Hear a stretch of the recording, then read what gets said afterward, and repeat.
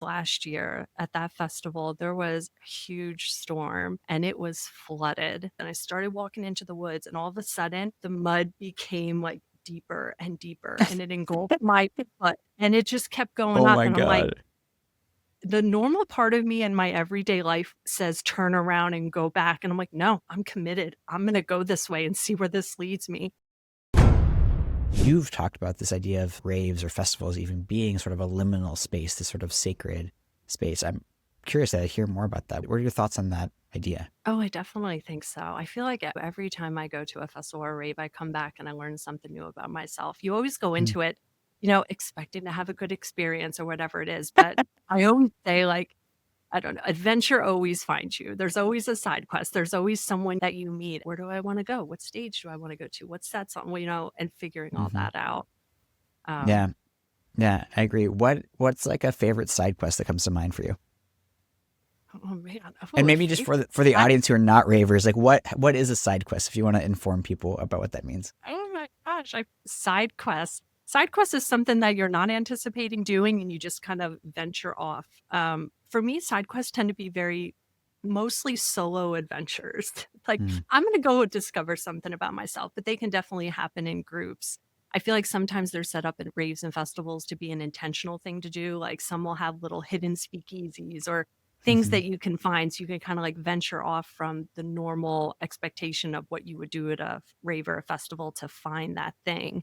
So it's hmm more than just go to the stage, go to your campsite, whatever it is. It's finding some other adventure along the way.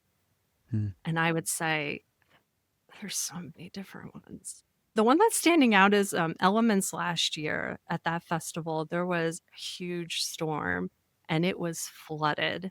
And I remember when we said, well, let's go back to the campsite and you could cut through the woods.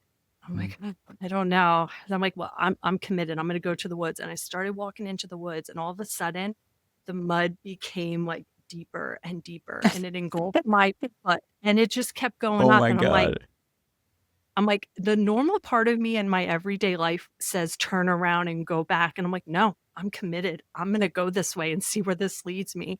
And then it turned into from just, oh, I'm going to go from point A to point B to I started using my imagination and I was there going, oh, I'm pretending. And maybe it's that improv coming out in me again, but Mm.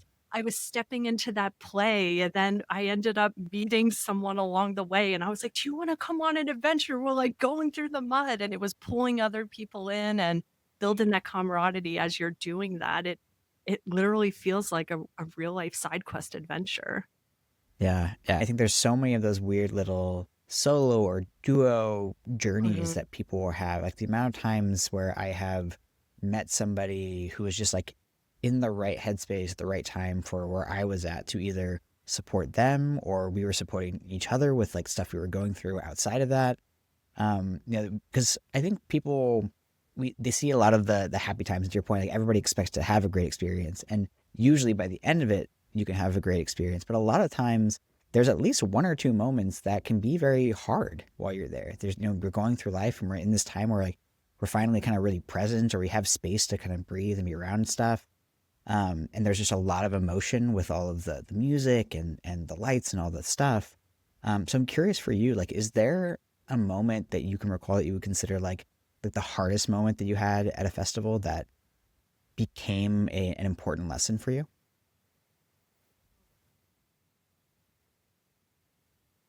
The first thing that's popping in my head was when I went to a festival, my sister and I decided to take our bikes. We're like, we're going to take our Mm, bikes. They let us take our bikes to and from. Let's do this.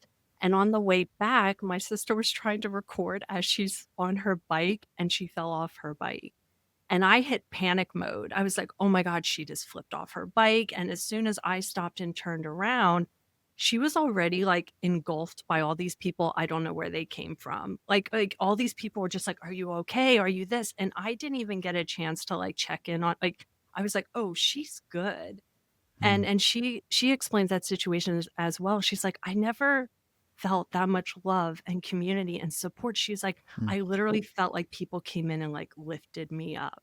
And it was almost beautiful for me because as her big sister, I feel like it's my job to protect her. And it was that first time where I was like, she's okay, and I'm just kind Mhm. of here. So that was a really beautiful moment. Yeah, I love that. I think that's one of the cool things that I've experienced with the rave community, whether it's like my local friends or other people, is everybody really is there for each other, and it's such an interesting dynamic to really experience what it's like to be in a community like that, where I've said, and I would never actually do this, but like hypothetically, I feel like I could leave my like 5-year-old nephew just like wandering around in a festival, and that kid would be totally safe. And it's wild to go even from a place where I think in our day to day society right now, we can feel kind of so on edge about the world, about our safety, about whatever is going on. And then to go to a place where it's like, hey, we actually feel really safe to be around each other. The amount of times I've actually, I know people sometimes get their phones stolen actually at a rave or a festival, but the amount of times I have accidentally left my phone somewhere and for somebody to end up bringing it to Lost and Found has been like 3 or 4 different times. And I've never lost anything. I've never had anything stolen.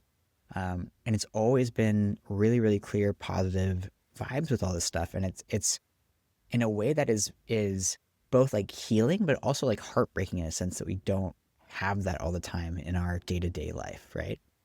Mhm. I agree. And I feel like some people could look at you saying that and being like, oh, well, you're coming from a place of privilege, or you're a man, or Mm, you're this, being in those situations. But I had the exact same thing happen. And I always leave a rave or festival and I go, how is this possible? There are thousands of people here. I don't know like anything about any of these people. And yet I feel so safe. And even as a woman going into these spaces, I know the last rave I went to, I was like, I'm going to wear like fishnet stockings and wear some shorter things. And I want to feel sexy as I go into this space. I would never wear even things half as revealing out it, I would say, in the normal world, but I didn't feel mm, like I was being oogled. I don't feel like, and again, that's my personal experience. I know other people have yeah. had, different experiences, but I'm just like, I can dress or be however I want to be, and I feel so safe in that. Mm. Yeah. Why do you think that is? Why do you think the rave community, I would say in particular within like festivals, seems to be such a safe place for so many different people? Because you're not the first person that I've heard this kind of story from. I know it from so many different people of all genders and races and colors and heights and all of the different things. Like, so people really end up finding a lot of safety there. And I'm sure that there's always exceptions to the rule, like you said. But by the vast majority of things, it's like people will always say that they come for the music and they stay for the people. And I'm curious about why you think that is. I would love to know why that is. I like if I could bottle that up and pull it into the world right now, I so would because I think the world needs it so badly Mm, right now. I know there's times where I'm there and again, I'm someone who likes to understand and figure things out. And sometimes I almost try to step out of the situation to observe it because I go, I want to figure out what this is. What is this formula? And even like as the DJ's playing or the performers playing and you see the crowd and everyone is just in unison and they're like moving together. Or if like the beat goes hard and the bass drops, like everyone their head goes down at the same time. And I'm just like, no one choreographed this. No one planned that.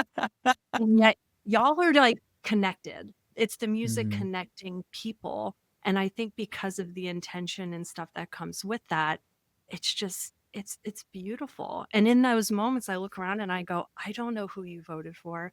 I don't know what your sexual orientation is. I don't know anything about you, how much money you have, but I love you and I feel like we're all connected in whatever this energy is. hmm.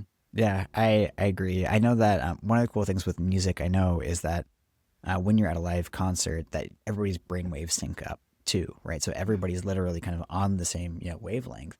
And I always had this like fun idea of thinking about that, we are listening to the DJ play a bunch of music, but from the DJ's perspective, in a lot of ways, like he's kind of playing us as the instrument, right? It's like using music to do this, but in a lot of ways, like that's what they're tuned into. It's Yeah. like, what's the crowd feeling? How are they feeling? How can I get them to be surprised or laugh or dance or cry or get sexy or like whatever it is, right? They're finding a way to like move thousands of people all at once to be in that harmony and that unison. And it's a beautiful thing because ravers really are all different kinds of people, right? They're dentists, they're doctors, they're degenerates. They're the whole spectrum of people that are there. And so to see that is just a beautiful thing for sure.